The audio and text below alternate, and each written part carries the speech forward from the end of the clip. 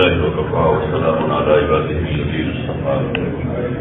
أما بعد فأعوذ بالله من الشيطان الرجيم. بسم الله الرحمن الرحيم. ألف لام ميم ذلك الكتاب لا ريب فيه هدى للمتقين الذين يؤمنون بالغيب ويقيمون الصلاة ومما رزقناهم ينفقون والذين يؤمنون بما أنزل إليك وما أنزل من قبلك وبالآخرة هم يوقنون أولئك على هدى من ربهم وأولئك هم المفلحون.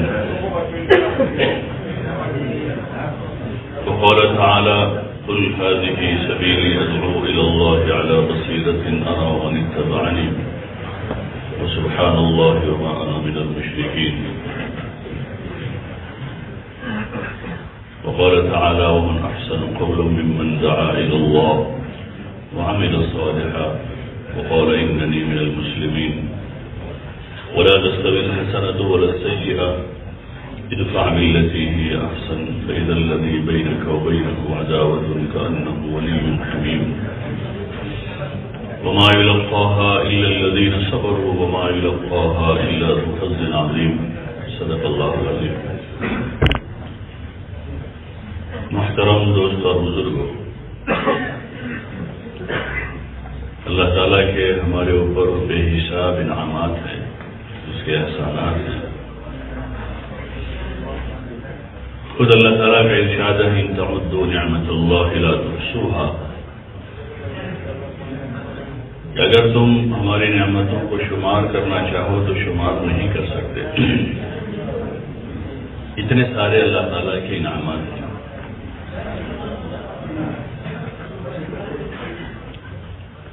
اور مزید روزانہ بے حساب انعامات جاری ہیں.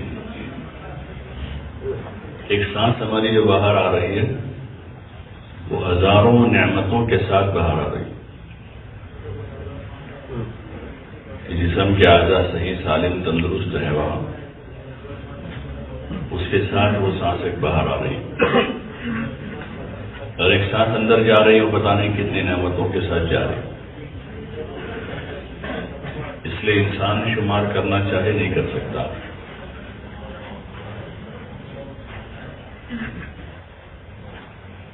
لیکن اس طرف توجہ کم ہے، نعمتوں کی طرف. آگے اللہ کا ارشاد ہے ان الانسان لظلوم کفار، انسان بڑا ظالم اور ناشکرا.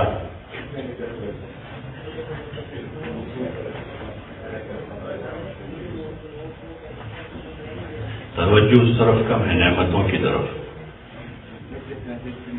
اس لیے آدمی ناشکری کے راستے پر پڑتا ہے. اور ناشکری جو ہے وہ نعمتوں کے چھین جانے کا ذریعہ ہے. نعمتیں چھین لی جاتی ہیں.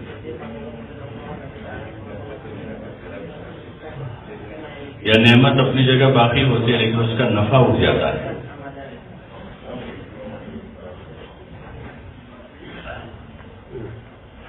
لیکن جو شکر گزار بندے ہوتے ہیں وہ ان نعمتوں پر شکر ادا کرتے ہیں اور اللہ کی یاد میں اضافہ کر دیتے ہیں. اس میں مشغول نہیں ہو جاتے، نعمتوں میں مشغول نہیں ہو جاتے، بلکہ اللہ کی یاد میں لگتے ہیں. قدم قدم پر اس کو یاد کرتے ہیں. وہ نعمتوں کو استعمال کرتے ہوئے، کھاتے ہوئے، پیتے ہوئے، پہنتے ہوئے، چلتے ہوئے ہر وقت یاد کرتے اللہ کو کہ اس کا دیا ہوا ہے. یہ ایمان والوں کی علامت ہے کہ وہ شکر گزار ہوتے ہیں اور وہ قدم قدم پر اس کو یاد کرتے ہیں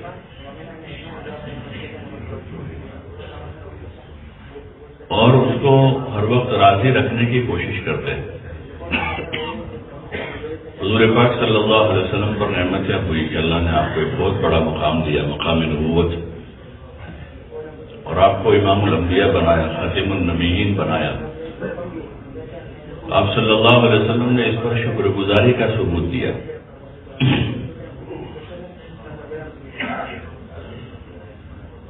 اور خوب عبادت کی اللہ کی. نمازیں پڑھی، روزے رکھے اور صدقہ خیرات کیا، اپنی ذمہ داری کو اچھی طرح سے نبھایا،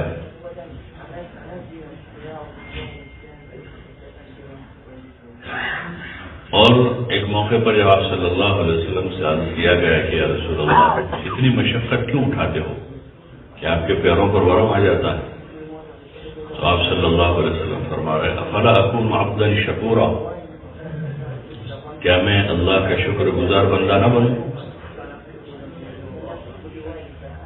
شکر کی کیفیت کے ساتھ تو اس نے جب نعمتیں کی میرے اوپر تو بندے کے ذمہ یہ ہے کہ وہ شکر گزار بنے، اور شکر گزاری کا کیا طریقہ ہے وہ بھی بتایا آپ نے کہ عبادت اطاعت میں اضافہ کریں، نہیں ہے کہ نعمتوں میں مشغول ہو جاتا۔ شکر گزاری کا تقاضا نعمتوں میں مشغول ہو جانا نہیں ہے، وہ چلو اللہ نے خوب مال دیا ہے تو اس سے خوب مال کا استعمال کریں گے اور عیش کریں گے، یہ تقاضا نہیں اس کا۔ اس کے لیے تو مصرف بتائے مال کے لیے دیا ہے تو اس کے یہ راستے ہیں خرچ کرنے کے، اس کو وہاں خرچ کر دو اور اس کے ذریعے سے مزید دنیا میں برکت حاصل کرو اور آخرت میں اس کا بدلہ لو۔ اس وقت لوگ یہ سمجھتے ہیں کہ اللہ نے دیا ہے تو کھاؤ پیو پہنو اوڑھو عیش کرو تو کہ شکر پایا جائے ادا ہو جائے، تو اس میں تو آدمی ناشکری سے اوپر کی چیز پر نافرمانی پر اتر آتا ہے۔ مال دولت اور نعمتوں کے استعمال میں وہ تو نافرمان بن جاتا ہے، یہاں تک کہ شکر کی نماز تو کیا پڑھے اس کی تو فرائض کے لالے ہو جاتے، اور شکر کے طور پر کوئی عبادت اطاعت میں کیا اضافہ کرے، وہ تو ذمہ داریاں بھی پوری نہیں کر پاتا ہے جو واجب کے درجے کی اس کے اوپر ہوتی ہے۔ اور یہ ساری چیزیں اس لیے پیش آتی ہیں کہ دین کی سمجھ نہیں ہے، دین کی سمجھ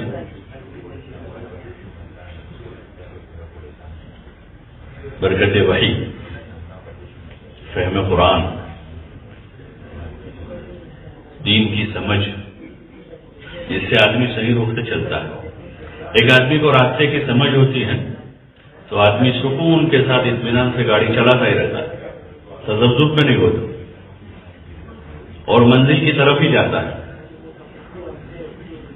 اور ایک آدمی کو سمجھ نہیں اچھی سی کہ راستہ یہ برابر ہے کہ غلط ہے تو وہ تذبذب میں چلتا ہے، اور ایک آدمی غلط کو صحیح سمجھ کر چلتا ہے تو تیزی سے چلتا ہے لیکن منزل سے دور جاتا ہے، منزل کی طرف نہیں جاتا کہ غلط کو صحیح سمجھ کے چل رہا ہے۔ جتنا چلتا جائے گا اتنا اس کو واپس آنے کا ہے، جتنا زیادہ جائے گا کیونکہ غلط جا رہا ہے اور صحیح سمجھ کے جا رہا ہے۔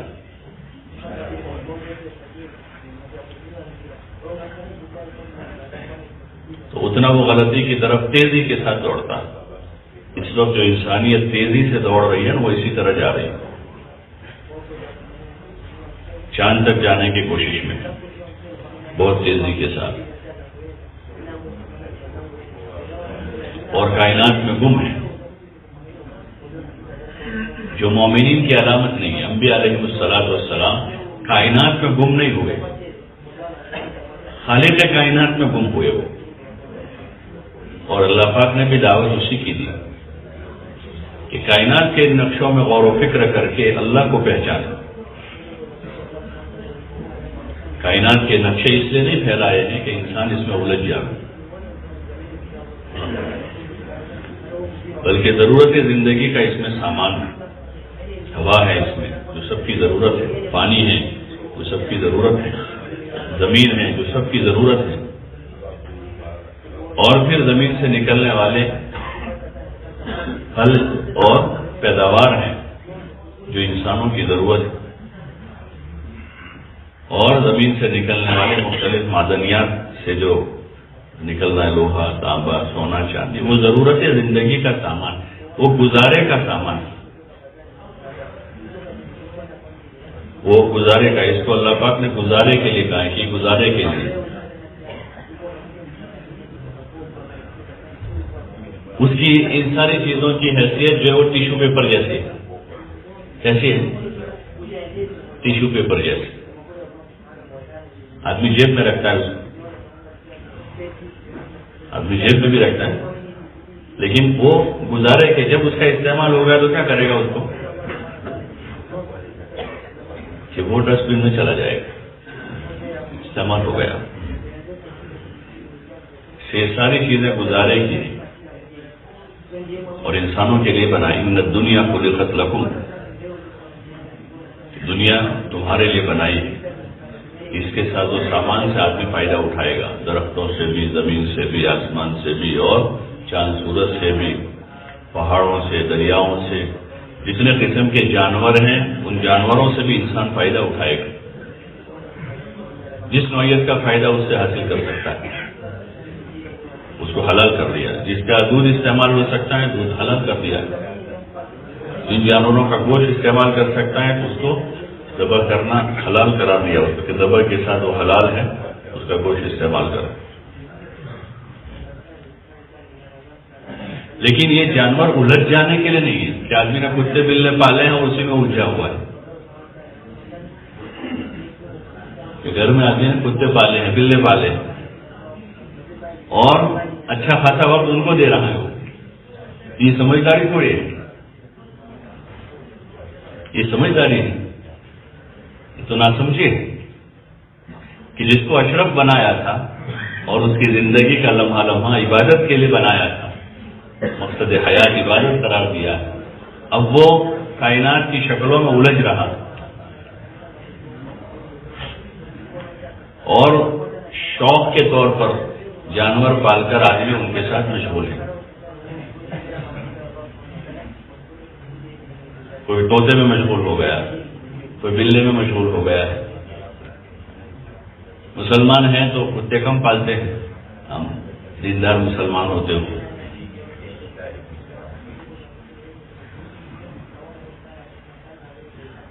کیونکہ مقصد حیات کیا ہے، زندگی کا مقصد کیا ہے، اس کا ابھی تک جو ہے اچھی طرح سے مفہوم واضح نہیں کہ مقصد حیات کیا ہے. اللہ تعالیٰ نے ارشاد فرمایا وَمَا خَلَقْتُ الْجِنَّ وَالْإِنسَ إِلَّا لِيَعْبُدُونَ کہ جنات و انسان کو صرف اور صرف عبادت کے واسطے پیدا کیا ہے. یہ زندگی کا سب سے بڑا مقصد ہے. حضور علیہ السلام کی زندگی عبادت اطاعت میں گزری. نبوت سے پہلے آپ صلی اللہ علیہ وسلم کا جو وقت گزرا ہے، آپ غار حرا میں تشریف لے جاتے تھے اور وہاں تنہائی میں عبادت کرتے تھے، اور جب بندوں کے درمیان میں آتے تھے تو لوگوں کی خدمت کرتے تھے. بندوں کے ساتھ جو آپ کا معاملہ ہے اس میں خدمت اور اخلاق لوگوں کے ساتھ. اور وہ کن لوگوں کے ساتھ ہیں آپ کی خدمت اور آپ کے اخلاق؟ وہ مشرکین کے ساتھ. اہل مکہ بھی مسلمان نہیں ہے، اپنے قدیم دین پر ہیں جس میں شرک ہیں، بت پرستی ہیں اور رذائل ہیں. ان لوگوں کے ساتھ خدمت اور اخلاق، اور اللہ کے ساتھ جو آپ کا معاملہ ہے اس میں اللہ کی عبادت ہے.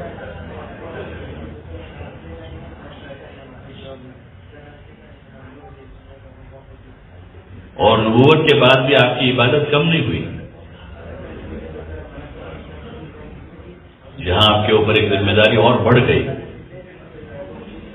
ذمہ داریاں بڑھائی گئی کہ آپ پر قرآن نازل ہوا تو اس کی تعلیم و تعلم کی ذمہ داری آئی، اور مزید لوگوں کو دین کی طرف متوجہ کرنے کی دعوت کی ذمہ داری آئی. تو ذمہ داری بڑھی تو آپ نے پیچھے کے کام کم نہیں کیے، بلکہ ان کاموں کے ساتھ مزید آپ نے جو اللہ کی طرف سے نازل ہوا کلام ہے اس کلام کو اخذ کرتے ہوئے، لیتے ہوئے اس کو دوسروں تک پہنچانے کی ذمہ داری کو مزید آپ نے اختیار کیا، اور مقصد میں اپنی زندگی لگا دی، یہاں تک کہ آپ نے اپنی ضرورتوں کو بھی کم کر دیا۔ جو بنیادی ضرورتیں ہیں جس کے پورا کرنے کا حکم دیا گیا، کھانا پینا، راحت اور آرام، مکان، نکاح، جو بنیادی ضرورتیں انسان کی کہلاتی ہیں، جس کے پورا کرنے کا حکم ہے، تو ان ضرورتوں میں بھی آپ نے کمی کر دی۔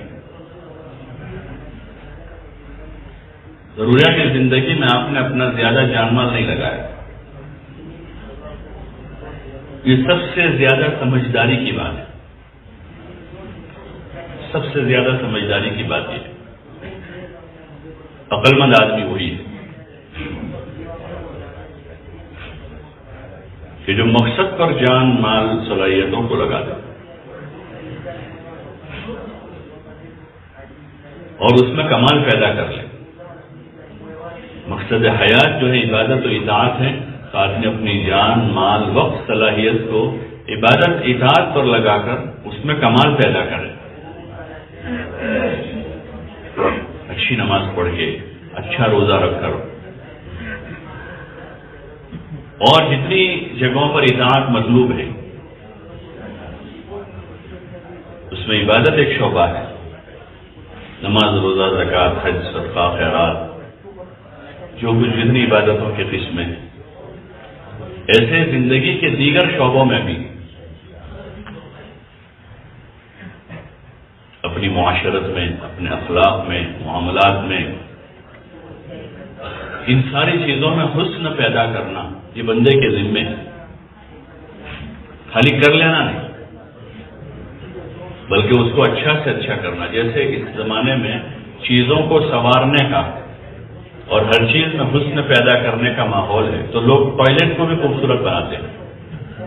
ارے بناتے نہیں بناتے؟ بولو نا بھائی۔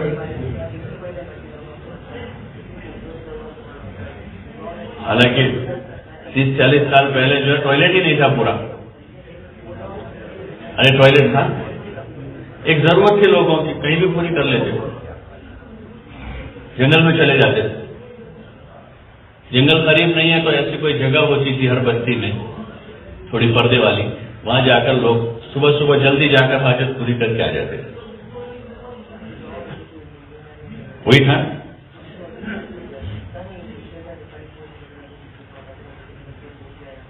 لیکن اب اس کا ایسا ماحول بنا، ٹھیک ہے ضرورت تھی اس کو بنا دیا، کوئی حرج نہیں ہے، غلط نہیں ہے کہ ٹوائلٹ بنا لیا، اچھا ہوا کہ ایک ضرورت کا اچھا انتظام ہو گیا۔ لیکن اب ماحول یہ بنا کہ لوگ ٹوائلٹ بھی خوبصورت بناتے ہیں، جس کا پورا وجود ہی نہیں تھا، اس کو خوبصورت سے خوبصورت، اور اس میں تنافس ہے۔ اگر ایک آدمی نے ایسا بنایا تو دوسرا اس سے اچھا بنانے کی کوشش، تو تیسرا بھائی بنائے گا تو اس سے اچھا بنائے گا۔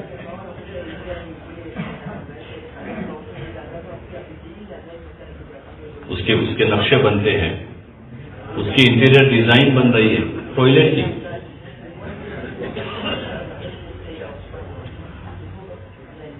لیکن جن اعمال کے لیے انسان کو پیدا کیا گیا ہے، عبادت کے واسطے، نماز پڑھنے کے لیے، روزہ رکھنے کے لیے، اور حج کرنے کے لیے، زکوٰۃ دینے کے لیے، اور دیگر جو اعمال ہیں، تو ان اعمال کا ہم حال دیکھیں گے تو ان اعمال میں حسن پیدا کرنے والے کم ہیں، تو اس میں حسن پیدا کیا جائے۔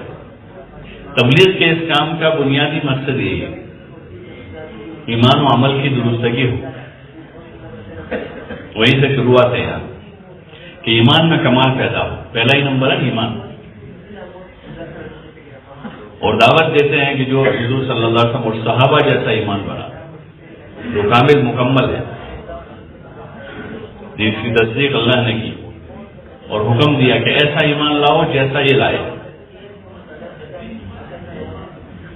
ایسا ایمان لاؤ کہ ہر حال میں آدمی ثابت قدم رہے اپنے ایمان پر، ہر حال اچھا ہو یا برا ہو، گھبراوے نہیں، برے حال سے گھبرا نہ جاوے اور اچھے حال میں اتراوے نہیں، ثابت قدم رہے دین پر. وہ ایمان مضبوط ہوگا تبھی ہوگا، ورنہ حال آئے گا تو گھبرا جائے گا، اور حال سازگار ہو جائے گا تو اترائے گا. ان الانسان خلق ہلوعا، اللہ پاک نے بنایا ہے تو کمزوریاں بھی بتائی ہیں کہ یہ کمزوریاں ہیں. کمپنی بتائے بھائی یہ ٹیبلٹ بنائی ہے کسی کمپنی نے، بتا دے بھائی اتنی گرمی میں اگر اس کو رکھو گے تو اس کا اثر ختم، اس کو فریج میں رکھو، یہ اس کی کمزوری ہے، اس کو ٹھنڈک میں رکھنا چاہیے. ایسے اللہ تعالیٰ نے انسان کی کمزوری بتائی ہے. ان الانسان خلق ہلوعا، کہ انسان جو ہے بڑا جلد باز ہے، ایسا ہی پیدا کیا گیا ہے. اذا مسہ الشر جزوعا، کہ ذرا سے تکلیف پہنچے جزا فضا شروع کر دو. مہینے کے 29 دن تندرست رہا، کسی کو نہیں کہا کہ اللہ کا بہت شکر ہے، بہت اچھا ہوں، تندرست ہوں، بہت. ایک دن بیمار ہو جائے گا تو شور مچائے گا، بیوی کو بچوں کو اور ہنگامہ کر کے رکھ دے گا گھر میں، میرے سر میں درد ہے، میرے سر میں درد ہے، سر میں درد. خلق ہلوعا اذا مسہ الشر جزوعا واذا مسہ الخیر منوعا، اور جب اس کو کوئی خیر پہنچتی ہے تو یہ اترانے لگتا ہے. جب خیر پہنچتی اللہ پاک حالات اچھے کر دیتے ہیں تو پھر اترانا شروع کر دیتا ہے. الا المصلین، لیکن جو نمازی ہیں پکے ایمان والے ہیں وہ ایسے نہیں ہوتے. یعنی جنہوں نے محنت کی ہے، وہ مطلق انسان کی یہ چیز ہے، یہ اس کی خامی ہے. لیکن جس نے محنت کر کے اپنے آپ کمال پیدا کیا ہے اور اچھی نماز پڑھنے والا ہے، وہ ایسا نہیں کرتا ہے کہ وہ بیلنس میں رہتا ہے، حالات سے گھبراتا نہیں ہے اور سازگار حالات میں اتراتا نہیں، بلکہ شکر گزار بنتا ہے اور ناسازگار حالات میں صبر کرتا ہے.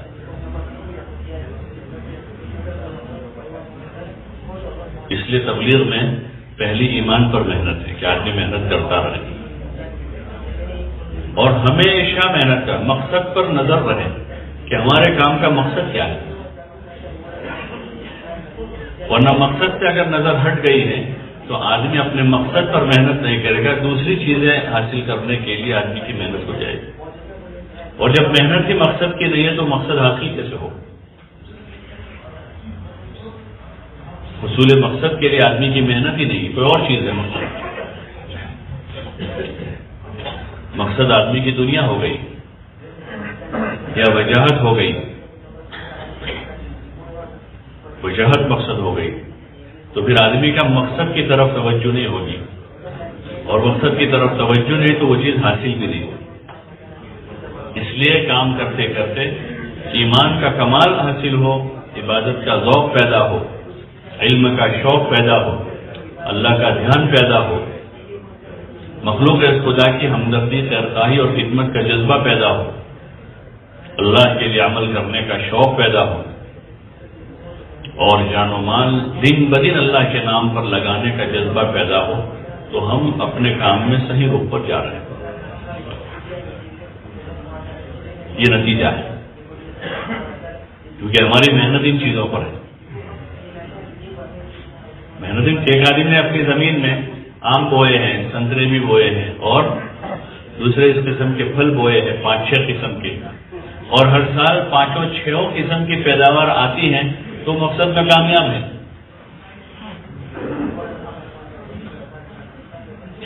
لیکن سال کے آخر میں جب نکالتے ہیں تو اندر سے پیداوار ان پھلوں کی نہیں آ رہی، درخت لگے ہوئے لیکن پھلوں کی پیداوار نہیں آ رہی، تو پھر یہ کسان اپنے مقصد میں کامیاب ہے؟ یہ اپنے مقصد میں کامیاب نہیں ہے کہ پیداوار نہیں ہو رہی، بلکہ وہ جو پانی ڈالتا ہے نا اس کھیت کو، وہ پانی پی کر اس میں کانٹے دار درخت اگ رہے ہیں، اپنے آپ اگ جاتے ہو. اس کو اگانے نہیں پڑتے. اس کھیت میں وہ جو پانی ڈال رہا ہے، کھاد ڈال رہا ہے، تو یہ جو اس نے بوئے ہوئے جو پھلدار درخت تھے اس پر پھل آنے کے بجائے وہ جو کانٹے دار درخت ہیں وہ پروان چڑھ رہے ہیں، اور وہ اتنے پروان چڑھ رہے ہیں کہ یہ پھلدار درخت بھی اس کے اندر چھپ گئے ہیں، اور اس کا پانی بھی جا رہا ہے، کھاد بھی جا رہا ہے.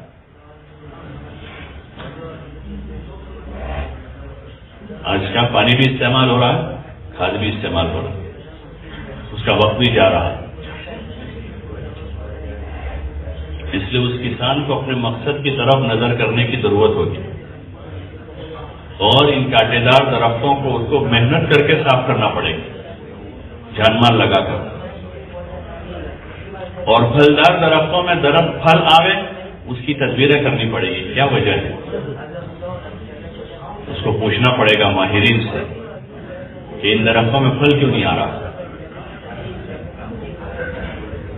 وہ پوچھے گا اور پھر ان کے مشورے کے مطابق وہ پھر کام کرے گا تاکہ ان پر پھل آنا شروع ہو جائے.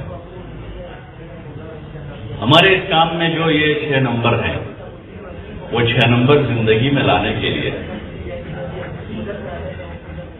کہ زندگی میں 6 نمبر آ جائے. اس میں پہلی چیز جو ہے کسی بھی چیز میں اضافے کے لیے شکر ہے کہ ہم اس پر شکر گزار بنیں. ان شکرتم لازیدنکم، اللہ کی طرف سے ملی ہوئی جو دینی نعمتیں ہیں، ایمان ہیں اور اعمال ہیں اور دین کی یہ محنت اور دعوت کا یہ کام ہے، اس پر شکر گزار بنیں کہ اللہ کا بہت شکر ہے، اللہ کا فضل ہے کہ اس نے ہمیں دین دیا ہے. پہلے ابتدائی دور میں جب لوگ دین کی محنت میں لگتے تھے اور احساس ہوتا تھا تو دیکھتے تھے کہ وہ اپنی نعمت دین پر بہت زیادہ شکر کرتے تھے. بار بار کہتے ہیں کہ اللہ کا بڑا کرم، اللہ کا بہت احسان ہے کہ اللہ نے مسلمان بنایا، اللہ کا فضل ہے کہ اللہ 5 وقت نماز پڑھوا رہا. محنت کر لگنے پر بھی وہ شکر کرتے تھے، حالانکہ حالات ہوتے تھے ان کے اوپر، ان کے نماز پڑھنے پر اور ان کے کام میں لگنے پر حالات آتے تھے. اس وقت تو اگر کوئی آدمی نماز پڑھتا ہے تو والدین خوش ہوتے ہیں کہ ہمارا جوان بیٹا نمازی ہے. عموماً جوان بیٹا اگر دیندار ہوتا ہے تو ماں باپ خوش ہوتے ہیں کہ بہت اچھا بیٹا ہمارا. اس وقت یہ تھا کہ اگر نمازی بن جائے تو ماں باپ کو پریشانی رہتی کہ تو ہر وقت مسجد میں رہتا ہے، اگر داڑھی رکھ لے تو مسئلہ ہو جاتا تھا. لیکن وہ شکر کرتے ہوئے ان حالات کو جھیلتے ہوئے دین پر ثابت قدم رہتا اور شکر کرتا تھا کہ اللہ کا شکر ہے. بزرگوں کے پاس جاتا تھا دعا کر کے، حضرت میرے لیے دعا کرنا، گھر میں تھوڑے حالات. کیا حالات ہے کہ گھر والے پسند نہیں کرتے میں نماز پڑھتا ہوں، آپ میرے لیے دعا کرنا، اللہ مجھے استقامت دے دے. دعوت کے کام میں آدمی لگتا تھا، گھر والے پسند نہیں کرتے، بستی والے پسند نہیں کرتے تھے، محلے والے پسند نہیں کرتے تھے. لیکن آدمی جو ہے شکر کی کیفیت کے ساتھ وہ سمجھتا تھا کہ یہ میرے پاس بڑی نعمت ہے، اور یہ سارے حالات کا مقابلہ کرتا تھا اکیلا. پھر اللہ کی مدد ساتھ ہو جاتی تھی، اللہ پاک دل جمعی عطا فرماتا تھا. تو پھر وہ آدمی چل پڑتا تھا، اللہ چلاتا تھا. اور وہی ایک آدمی پوری بستی کے لیے، بعض جگہ پورے ضلع کے لیے، پورے صوبے کے لیے، ملک کے لیے وہ ہدایت کا ذریعہ بن جاتا تھا. یہ ضرورت اس کی ہے کہ ہم تھوڑا سا محاسبہ کریں کہ ان نعمتوں پر ہماری طرف سے شکر پایا جا رہا ہے یا ناشکری ہے. اس لیے کہ ناشکری جو ہے وہ بہت بڑی مصیبت ہے.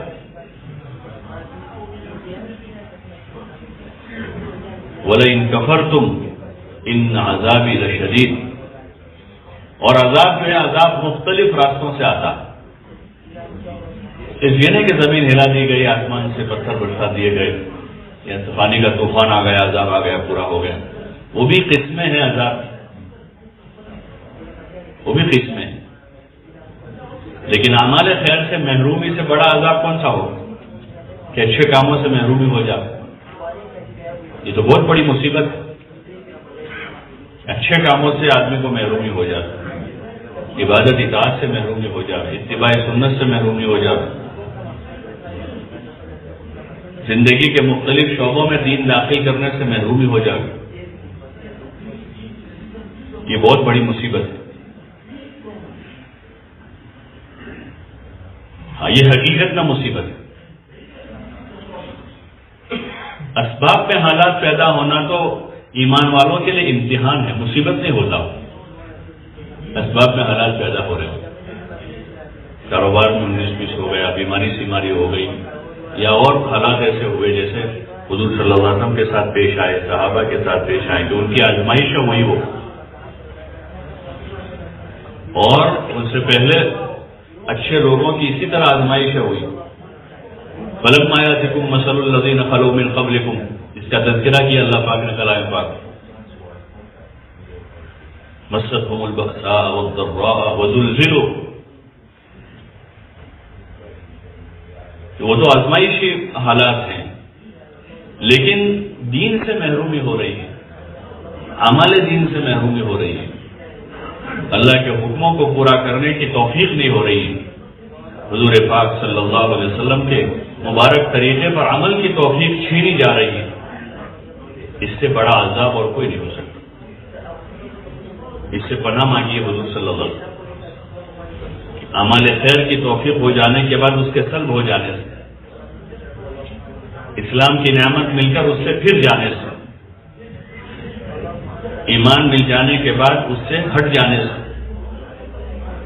ان چیزوں سے پناہ مانگی گئی حدیثوں میں۔ اس سے پناہ مانگی گئی کہ کوئی اعمال خیر کے آدمی کو توفیق تھی کہ 5 وقت آدمی تکبیر اولیٰ کے ساتھ پڑھتا رہا، اور تکبیر اولیٰ فوت ہونے لگی۔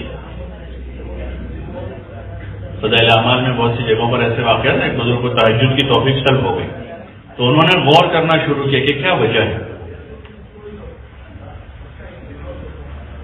غور کرنا شروع کیا تو پتہ چلا انہی کو کہ کسی کو حقارت سے دیکھا تھا، توفیق سلب ہو گئی کہ بہت بڑا وہ جرم ہے حقیر سمجھنا کسی مسلمان کو حقیر سمجھنا، کہ بہت بڑا گناہ ہے۔ ہاں، ادھر گورنمنٹ کے جوڈیشلی میں گناہوں کی فہرست ہوتی ہے کہ یہ گناہوں کی فہرست ہے، اور ان گناہوں پر یہ قلمیں ہیں، دفعات کہتے ہیں، کیا کہتے ہیں انگریزی میں؟ نہیں قلم ہے،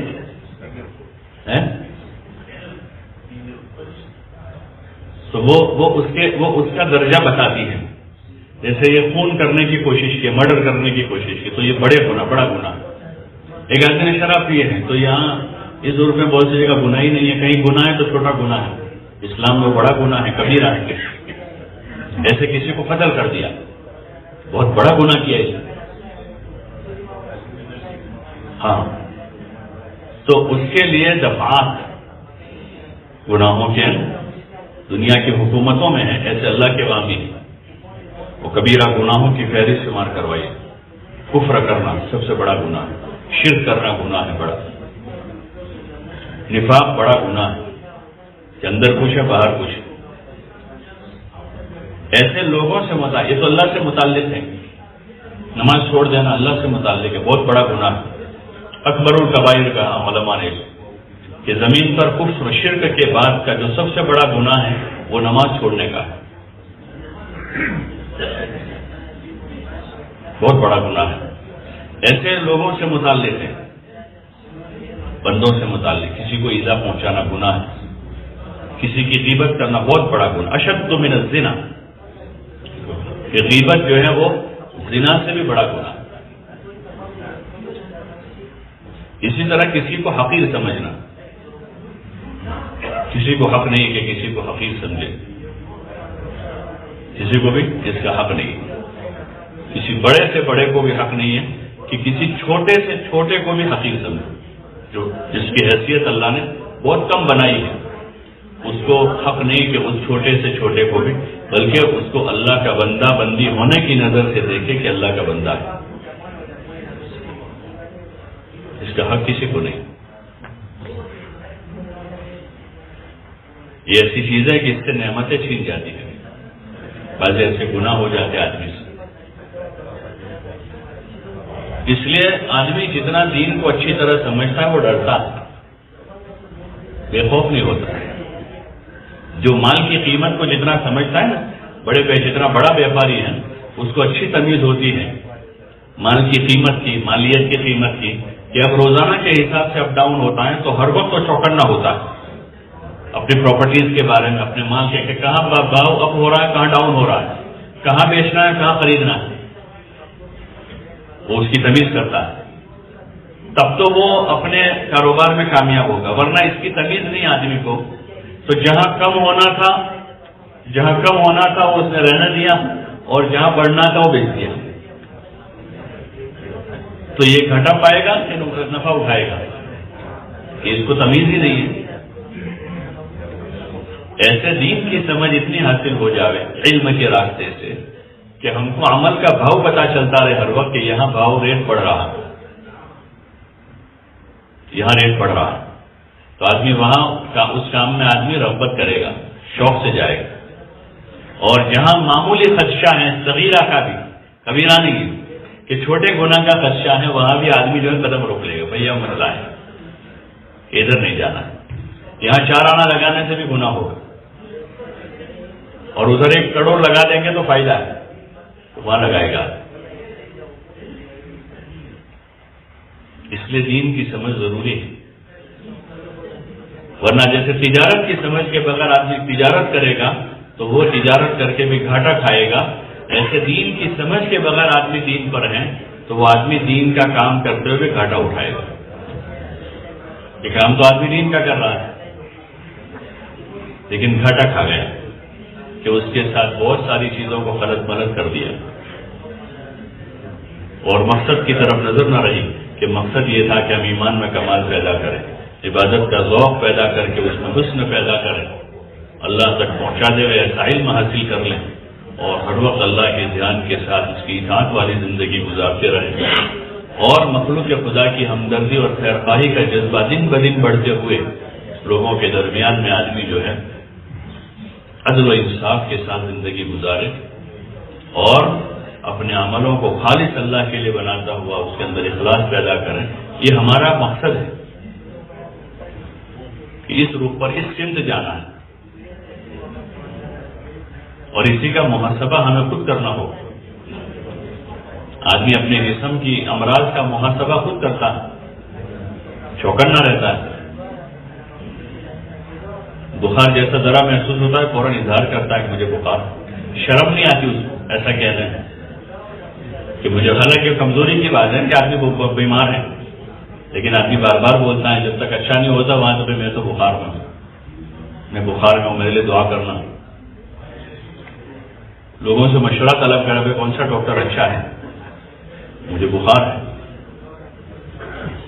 تو وہ محاسبہ خود کرتا ہے اور خود ہی فکر کرتا ہے اپنا علاج کرنے کا، اور پھر اس علاج کے خاطر جان، مال، وقت، صلاحیت سب لگاتا. اس کے لیے کوئی تشکیلی جماعت نہیں بنتی کہ بھائی جاؤ محلے میں چل کے کراؤ، بلکہ آدمی خود کرتا ہے. ایسے اپنے دین کا جو ذوق ہے، ایمان میں، اعمال میں، اخلاق میں، اخلاص میں، فکر آخرت میں، دین کی سمجھ حاصل کرنے میں جتنا ذوق ہے اس کا محاسبہ ہم خود کریں. اس کام کے ذریعے سے اس کا احساس پیدا ہو جاتا ہے. اگر آدمی صحیح معنوں میں کام کرتا ہے تو آدمی کو دن بدن اپنی جہالت کا احساس ہوتا ہے، اور کام صحیح نہیں ہوتا تو آدمی 1 2 4 مہینے لگا کر جری ہو جاتا ہے. کیسا ہو جاتا ہے؟ جری ہو جاتا ہے. جری ہر ایک کے سامنے آدمی آتا ہے اور کچھ بھی بول دیتا ہے. تو یہ آدمی کے لیے اچھی علامت نہیں، بلکہ تو دن بدن اپنی بے دینی کا اندر سے احساس پیدا ہو کہ میرے پاس کامل دین نہیں ہے، میری نماز ابھی بھی اچھی نہیں بنی ہے، ایمان میں ابھی ذوق ہے. آدمی ڈرتا ہے وہ ان کا قول ابن ابی ملیکہ کا قول نقل کیا نا حضرت شیخ رحمۃ اللہ علیہ کہ میں 35 یا 40 صحابہ سے ملا، 35 یا 40 صحابہ سے میری ملاقات ہوئی اور سب کو اپنے ایمان کے بارے میں فکر مند پایا، اس بارے میں فکر مند تھی۔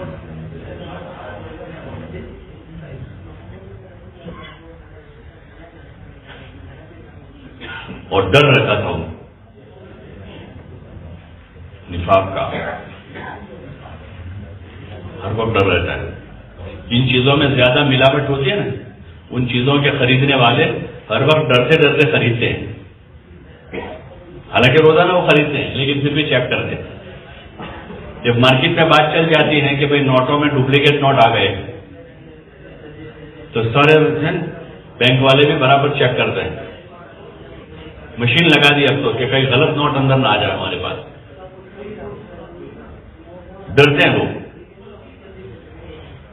ایسے وہاں اس مارکیٹ میں جو ہے نا ایمان کی بات ہے تو ہر ایک ڈرتا تھا نفاق سے کہ کہیں میں منافق نہ ہو جاؤں۔ حضرت حنظلہ کا مشہور قصہ ہے، نافقہ حنظلہ کیسے وہ گھر سے نکل پڑے، حنظلہ منافق ہو گیا، حنظلہ منافق ہو گیا۔ بھائی کیا ہو گیا؟ ابوبکر رضی اللہ عنہ سے ملاقات ہوئی، کیا ہو گیا؟ بولے جب حضور صلی اللہ علیہ وسلم کی مجلسوں میں ہوتے ہیں کیفیت کچھ اور ہوتی ہے اور جب گھر جاتے ہیں تو کیفیت بدل جاتی ہے۔ تو حضرت ابوبکر رضی اللہ عنہ کہنے لگے حنظلہ یہ تو مجھے بھی پیش آتا ہے، آؤ حضور صلی اللہ علیہ وسلم کے پاس جا کر پوچھتے ہیں کیا۔ اور حضور صلی اللہ علیہ وسلم کے پاس جا کر اس کو پوچھا تو پھر آپ صلی اللہ علیہ وسلم نے طریقہ پر سمجھایا کہ یہ چیز ہے کہ بھئی یہ دنیا ہے، اس طرح ہوتا ہے، کیفیتیں بدلتی ہیں، اور اس وقت جو ہے اس وقت بڑی تیزی کے ساتھ کیفیتیں بدلتی ہیں۔ اس وقت جو حالات ہیں دنیا کے، جتنی اسپیڈ میں دنیا جا رہی ہے، 5G ہے، 5G کیا 5G، تو 5G کی اسپیڈ سے کیفیت بدلتی ہے۔ اور مزید حدیثوں میں آتا ہے کہ ایک زمانہ ایسا آئے گا، ایک زمانہ ایسا آئے گا کہ صبح کا مومن شام کو کافر ہوگا، اتنی تیزی سے کیفیت بدل جائے گی۔ پیچھے کے دور میں باپ دادا مسلمان تھے، پوتا مرتد ہو گیا ہے، ان کے باپ دادا مسلمان تھے اور حالات میں آئے لوگ اور ماحول میں متاثر کر دیا، پوتا مرتد ہو گیا، یعنی 100 سال کے بعد وہ مرتد ہوا۔ زمانہ ایسا آئے گا کہ صبح کا مومن شام کو کافر ہو جائے اور شام کا مومن صبح کافر ہو جائے۔ تو کیا چیزیں ہوں کہ یہ جو اسباب ہے وہ اسباب اپنی طرف لبائیں گے، اسی وجہ سے آدمی دین چھوڑتا ہے۔ تو اس لیے ایسے وقت میں ایسے طاقتور ایمان کی ضرورت ہے جو ثابت قدم رکھے۔ ان الذین قالوا ربنا اللہ ثم استقاموا، جو ثابت قدم رہے اپنے دین پر، اپنے ایمان پر۔ اس لیے ہر ایک سے کہا جائے کہ روزانہ ایمان پر محنت کر۔ ہماری محنت صرف دوسروں کو چلے چار مہینے تیار کرنے کے لیے نہیں ہے، اس لیے عموماً یہ بات آتی ہے کوئی ملتا نہیں، ہم جاتے ہیں تو ملاقاتوں میں، گشتوں میں کوئی آتا نہیں ہے، یعنی ذہن میں جو رخ ہے کام کا وہ یہ کہ ہم ان کو سمجھانے جا رہے ہیں، جو دوسرا پہلو ہے ہمارے کام کا کہ ملاقاتیں نہیں ہوتی ہیں، لوگ سنتے نہیں ہیں، لوگ آتے نہیں ہیں، وہ دوسرا پہلو ہے۔ ہمارے کام کا جو پہلا پہلو ہے وہ اپنے اوپر محنت ہے، ایمان کے بول بول کے خود ہمیں ایمان پر ثابت قدم ہونا ہے، عبادت اور اعمال کے فضائل بول کر اپنے دل کے اندر عبادت اور اعمال سے زندگی بننے کا یقین پیدا کرنا مطلوب ہے۔ جیسے تاجر آدمی کا پہلا مقصد اپنا نفع ہے، پہلا مقصد اپنا نفع ہے، لیکن وہ ظاہر لوگوں کے سامنے ایسا کرتا ہے کہ ہم نے تو آپ کے فائدے کے لیے دکان کھولی، وہی بتاتا ہے جتنی ایڈورٹائز ہے اس میں کوئی ایسا لکھتا ہے کہ مجھے اتنا فائدہ ہوگا، وہ تو دوسروں کا ہی فائدہ بتاتا ہے کہ آپ ہماری یہ چیز لے جاؤ گے تو آپ کو یہ فائدہ ہوگا اور آپ کو اتنے فیصد کم میں ملے گا اور آپ کو ایسی کوالٹی ملے گی، ان کو سب بتاتا ہے، لیکن اس کا اصل مقصد کیا ہے؟ اپنا خود کا فائدہ ہے۔ تو اس لیے گاہک نہیں آتے تو گاہک بنانے جاتا ہے، گاہک بنانے، کیونکہ فائدہ اس کا ہے۔ سب دعوت جو ہے ہمارے اپنے لیے، جو اس کا اصل مقصد ہے کہ ہمارے اندر یقین پیدا ہو، یقین کی قوت جو سب سے بڑا سرمایہ ہے، اسی یقین کی قوت سے آدمی سارے عمل کرتا ہے، عبادت کرے گا، اعمال کرے گا، اخلاق بنائے گا، اندر یقین کی قوت پیدا ہوئے گی، اعمال سے زندگی بنے گی۔ اس لیے ضرورت ہے کہ ہم اپنے کام کی بھی اور اپنے دین کی بھی سمجھ حاصل کریں۔ جب سمجھ حاصل کر کے کریں گے تو پھر ہم کسی حال میں کام چھوڑ نہیں سکتے، کسی حال میں نہیں چھوڑیں گے۔ آدمی فقیر ہو جائے گا تب بھی کام نہیں چھوڑے گا۔ صحابہ کے فقیروں نے بھی کام نہیں چھوڑا، چولہے بجھ گئے گھر کے لیکن کام نہیں چھوڑا، دین نہیں چھوڑا، وہ فاقے کرنے پڑے، پیٹ پر پتھر باندھنے پڑے۔ واقعات ہیں فضائل اعمال میں بھی حضرت شیخ نے حکایت صحابہ میں سب آپ ان کے قصے لکھے کہ پیٹ پر پتھر باندھنا پڑا خندق میں، اور تبوک میں چیچڑے باندھنے پڑے پیروں میں، اور عام حالات میں مدینے میں فاقے کرنے پڑے۔ اصحاب صفہ کے واقعات ہیں کہ دین سیکھنے کی خاطر انہوں نے کتنی مشقت اٹھائی کہ پیٹ پر پتھر باندھنے پڑے، اور اتنے فاقے آئے کہ نماز، فرض نماز کے لیے کھڑے ہونے کی سکت نہیں ہوتی، کیونکہ 2-3 دن فاقہ ہو جاتا تھا، 2 دن کا، 3 دن کا فاقہ ہو۔ ہمارا ابھی آج روزہ رکھا ہوگا بہت سونے، اللہ قبول فرمائے، خالی ایک ہی وقت گزرے گا دوپہر کا، تو شام کو، حالانکہ سردی کا دن ہے، ٹھنڈا دن ہے، پھر بھی جو ہے شام کو غروب سے پہلے تھوڑا ایسا لگتا ہے کہ ابھی کوئی بات نہ کرے، کسی سے بات نہ کرے، کوئی ہم سے نہ کرے، ہوتا نہیں ہوتا ہے؟ اب ایک ہی وقت ہوتا ہے کہ سحری تو کھائی ہے، بیچ میں ایک ہی وقت گزرا ہے، وہ 2-3 دن فاقے ہو جاتے تھے۔ ابو ہریرہ رضی اللہ عنہ فرماتے ہیں کہ ہماری مسجد میں نمازیوں کی صفیں گر جاتی تھی، اور وہ گرنے کی وجہ سوائے بھوک کی اور کوئی نہیں۔ مجھے سمجھ میں آ گیا، اسلام سمجھ میں آ گیا۔ مکہ میں جو 13 سال گزارے ہیں سابقین نے، جنہوں نے اسلام میں سبقت کی، ان لوگوں نے، وہ بڑے مشقت کے گزرے ہیں، بڑے مشقت کے سال گزرے۔ خود حضور پاک صلی اللہ علیہ وسلم جب آل یاسر کے وہاں سے گزرتے تھے، ان کے گھر کے قریب سے، اور ان کے حالات، ان کی تکلیفوں کو دیکھتے تھے تو آپ کی آنکھوں میں آنسو آ جاتے تھے۔ آپ علیہ السلام ان کو تسلی دیتے تھے، صبرن یا آل یاسر، صبرن یا آل یاسر ان موعدکم الجنہ، کہ آل یاسر صبر کر لو، میرا جو تم سے وعدہ ہے وہ جنت کا ہے، صبر کرو۔ خود حضور صلی اللہ علیہ وسلم اور آپ کے گھرانے پر جو حالات آئے، اور وہ 3 سال شیب ابی طالب میں قید رہے، پورا بنو ہاشم آپ کے ساتھ، بات سمجھ میں آ گئی۔ حضرت خدیجہ رضی اللہ عنہ کو سمجھ میں آ گئی تھی بات، ورنہ ان کی تو زندگی بہت اچھی تھی، مال دولت اللہ نے دیا تھا، شہرت اور عزت دی تھی، لیکن بات سمجھ میں آ گئی تھی۔ یہ جو ہماری محنت ہے کہ ہم کو بات سمجھ میں آ جائے، جس دن سمجھ میں آ گئے، اس دن سے کام شروع ہوگا ہمارا۔ ابھی تو تشکیل والوں کو آنا پڑتا ہے، بار بار سمجھانا پڑتا ہے، بھائی وقت ہو گیا آپ کا، اعمال کے لیے سمجھانا پڑتا ہے۔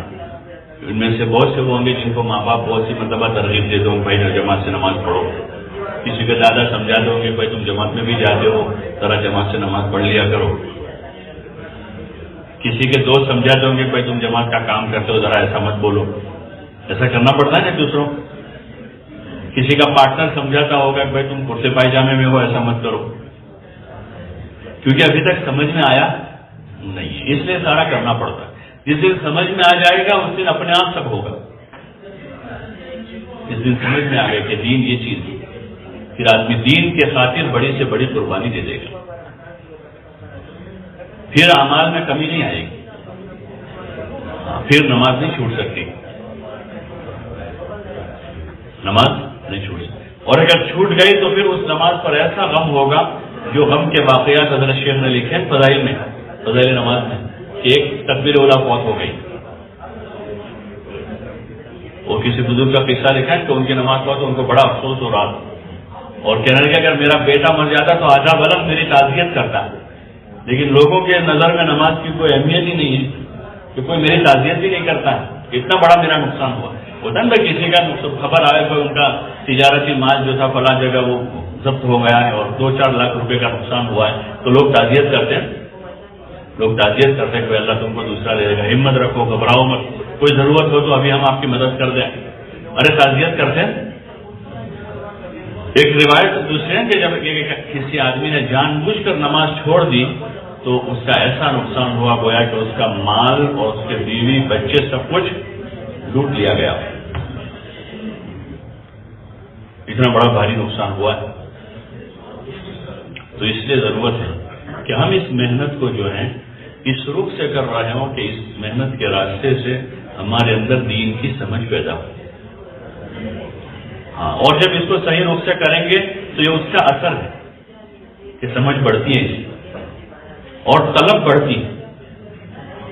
یہ اس کا صحیح رخ ہے کہ آدمی کی سمجھ میں اضافہ ہوتا ہے اور طلب میں کہ بعض دیہاتی لوگ جن کو کچھ پتہ نہیں دین کیا، بے دینی کیا ہے، غفلت کیا ہے، جہالت کیا ہے، علم کیا ہے، لیکن جب محنت میں لگے وہ تو ان کے اندر ایسی سمجھ پیدا ہوئی، بہترین سمجھ دی اللہ نے انہیں، دین کی سمجھ، حلال حرام کی سمجھ پیدا ہوئی، ان کو تمیز پیدا ہوئی. اور وہ باقاعدہ کسی مدرسے میں نہیں پڑھے تھے لیکن پوچھتے پوچھتے علماء سے ان کو ایسے مسائل مستحضر تھے، حلال و حرام کے مسائل، کہ یہ چیز صحیح ہے غلط، حالانکہ باقاعدہ کسی مدرسے میں نہیں پڑھے ہوئے. اور ایسی طلب پیدا ہوئی ان کے اندر جان مال لگانے کی کہ انہوں نے اپنا سب کچھ قربان کر دیا کہ وہ صحیح معنوں میں شوق پیدا ہو گئے جان مال لگانے کا. پھر آدمی بچہ سمجھ پیدا ہو جائے کہ اچھی طرح سے تو آدمی جان مال کو جمع نہیں کرے گا بلکہ راہ خدا میں لگائے گا. ہاں، اور موت کے آخری دم تک چین سے بیٹھے گا نہیں. جوانی تھی تو جوانی میں چلا، اور بڑھاپا آئے گا تو بڑھاپے میں چلے گا، اور معذوری ہوگی تو معذوری کے ساتھ چلے گا کیونکہ سمجھ میں آ گیا ہے. آپ دیکھو کہ ابھی بھی دنیا میں ایسے آپ کو بہت سے ملیں گے، جماعتوں میں بھی بہت سے آتے ہیں، ان کو وہاں تشکیل والے بھی کہتے ہیں کہ آپ مت جاؤ، وہ کہتے ہیں مجھے تو اللہ کے راستے میں مرنا. پھر اب کیا کریں، وہ اس کو کون روکے گا؟ ہمارے ایک ساتھی سے پرانے کافی انہوں نے وقت لگایا، بہت تقریباً 52-54 مرتبہ 4 مہینے لگائے تھے انہوں نے. کتنی مرتبہ؟ تقریباً 54 مرتبہ 4 مہینے لگائے. آخر میں بہت ساری بیماریاں ہو گئی ان کو، ہارٹ کا مسئلہ تھا، کڈنی میں تھا، شوگر زیادہ رہتی تھی، چڑھنا اترنا مشکل ہو گیا سیڑھیاں. اب چونکہ جماعت میں ہوتے ہیں تو کہیں اوپر مسجد ہوتی ہے کہیں نیچے ہوتا ہے سب، تو ان کو مشورہ کر کے ذمہ دار ساتھیوں نے کہا کہ ابھی آپ کچھ مدت جو ہے اچھی طرح علاج کروا لیں اور پھر جب تندرست ہو جائے پھر سفر کریں. 4 مہینے لگاتے ہیں ساتھ. تو سب نے چونکہ بڑے ذمہ داروں نے ان کو کہا ایسا تو کچھ بولے تو نہیں وہ، لیکن بار بار سب کے پاس جاتے تھے انفرادی میں، بھائی میرا مشورہ کرو، جانے کا روکنے کا تو تم نے کیا ہے، مجھے جانے کا مشورہ کرو، مجھے رائے خدا میں جانا. ان کے پاس جاتے، ان کے پاس جاتے، ان کے پاس جاتے ہو، یہ نہیں کہ بھائی مجھے تو مشورہ نے منع کر دیا اب میں نہیں جاؤں گا. اور یہ کہتے تھے، میرے پاس بھی کئی بار آئے تھے کہ میرا مشورہ کرو، میں تو اللہ کے راستے میں مرنا چاہتا ہوں. کہ کام سمجھ میں آ گیا کہ میں اللہ کے راستے میں مرنا چاہتا ہوں. پھر بعد ساتھیوں سے مذاکرہ کیا اور یہ طے ہوا کہ ان کو اب لمبا سفر نہ کرا لیکن ایک ایک چلہ لگوا دے. ان کا بھی اتنا جذبہ ہے، اتنی اندر کی طلب ہے، زندگی انہوں نے کام میں لگائی ہے اور رعایت ان کے کرتے ہیں کہ قریب کے علاقوں میں ان کو بھیجیں، فائدہ بھی ہوگا قریب علاقوں میں پرانے ساتھی ہو.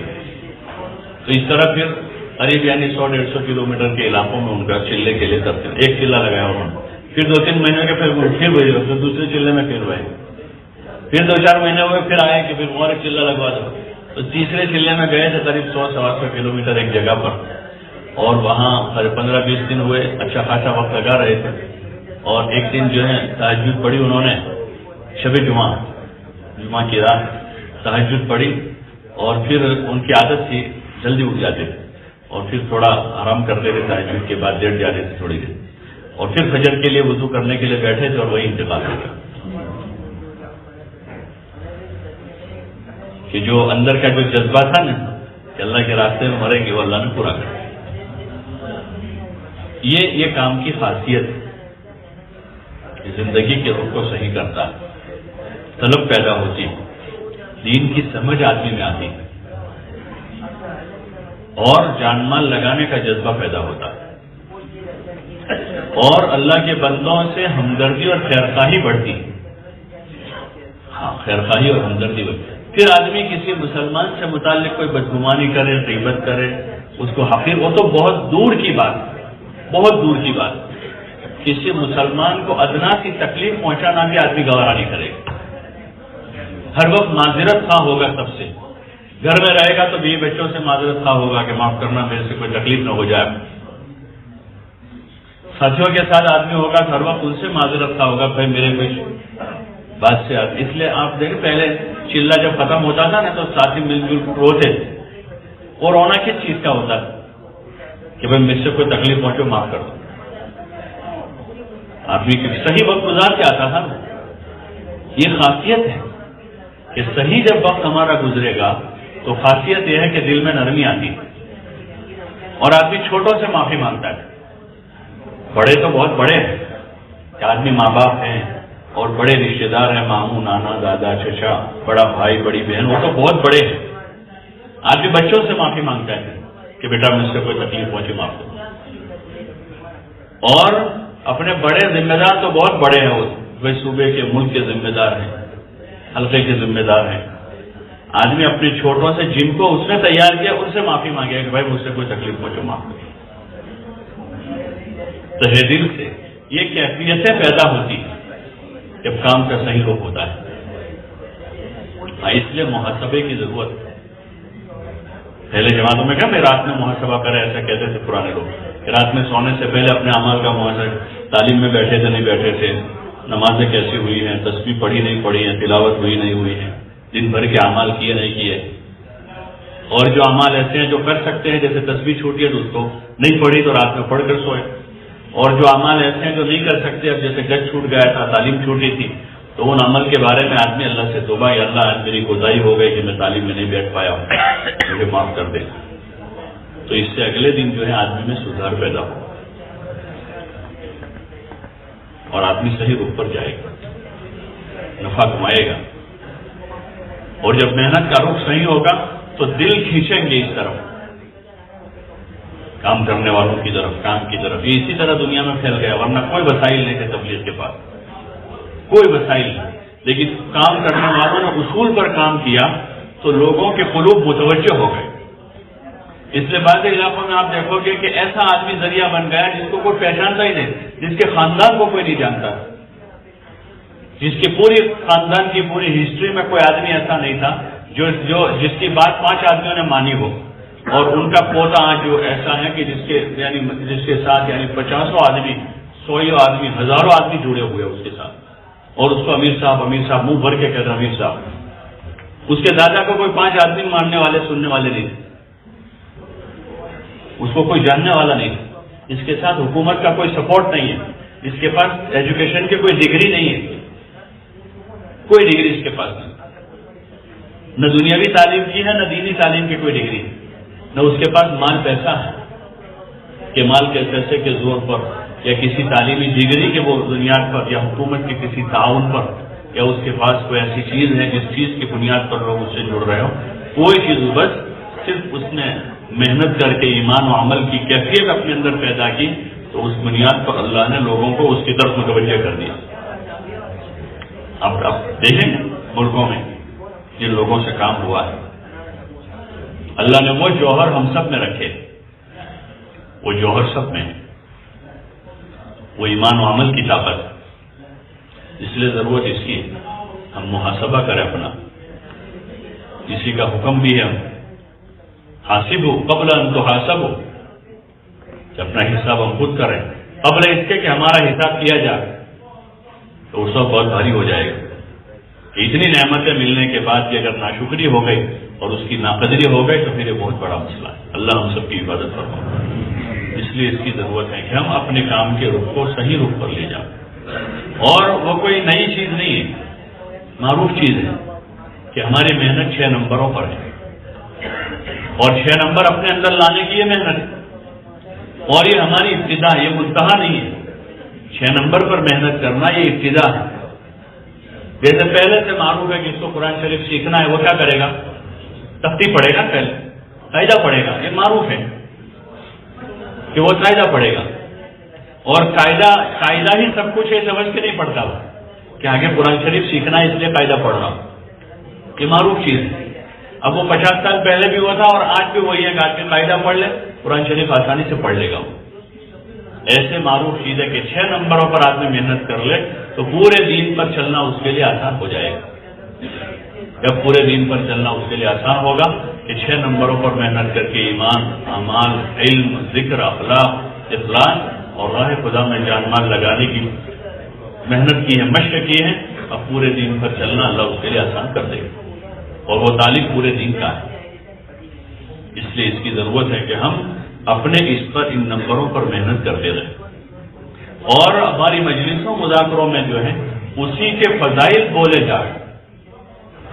ہاں، تھوڑا سا اس پر توجہ کرنے کی ضرورت ہے کہ ہماری جو مجلسیں ہو رہی ہے، گشت کے بعد کی مجلس ہے یا ہفتہ واری اجتماعات میں، جوڑوں میں، مذاکروں میں، یا ہم جو محنت میں کے لیے جاتے ہیں 2-2 3-3 کی جماعتیں بنا کر لوگوں کے پاس، اس وقت ہم کیا بول رہے ہیں؟ اس وقت ہم کیا بول رہے ہیں؟ اگر ہم اچھی طرح غور کریں،